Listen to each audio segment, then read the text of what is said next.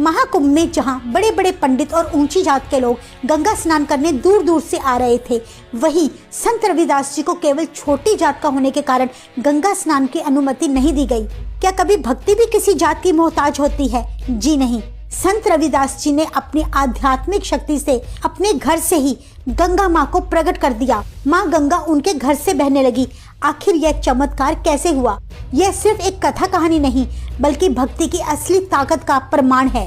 Video के अंत में हम आपको ये भी बताएंगे कि क्या आज भी गुरु जी के उस स्थान पर माँ गंगा आती है। इस अद्भुत सच्चाई को जानने के लिए आप सब ये वीडियो पूरी देखें।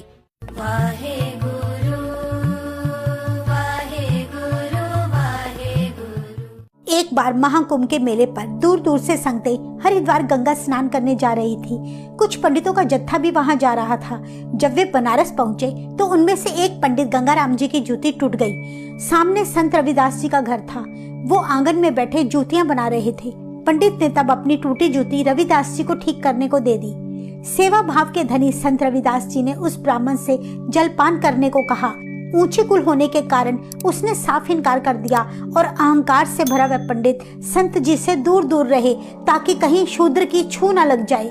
संत जी ने देखा कि उसे ऊंचे कुल का बड़ा घमंड था।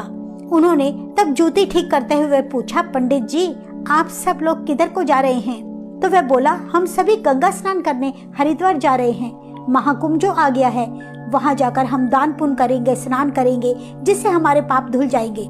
तुम चमड़े का काम करने वाले क्या जानो कि गंगा स्नान से कितना अधिक पुण्य मिलता है। इतना सुनकर संत रविदास जी ने कहा, फिर तो मैं भी वहाँ जा सकता हूँ, मेरे भी पाप धुल जाएंगे। पंडित बोला, ना भाई, तुम शूद्र हो, तुम वहाँ नहीं जा सकते। केवल ऊंचे कुल के ब्राह्मण ही वहाँ जा सकते हैं। शूद्रों को तो तीर्थ स्थान में जाने का हुक्म ही नहीं है। तुम जो काम कर रहे हो बस वही करो।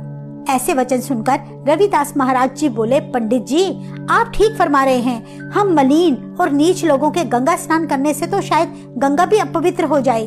तब उन्होंने पंडित की जूती ठीक करके उसको दे दी। उस पंडित ने एक सिक्का उनकी ओर मेहनत के बदले आगे रख दिया। रविदास जी ने पंडित से कहा, आप तीर्थ स्थान तो जा ही रहे हो, तो मेरी तरफ से यह सिक्का गंगा माता जी को दे आना। पर हाँ पंडित जी, ये सिक्का गंगा में फेंकना नहीं। मेरी तरफ से गंगा माँ के आगे यह भेंट स्वीकार करने की बड़ी विनम्रता से विनती करना। जब गंगा माँ अपना हाथ बाहर निकाले, उसी समय यह सिक्का गंगा माँ की हथेली पर बड़े प्यार सहित रख देना।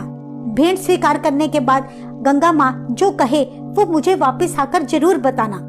वह अभिमानी पंडित महाराज जी के मुख से ऐसी बात सुनकर बड़ा हैरान हुआ और मन ही मन सोचने लगा कि ये कैसे संभव हो सकता है।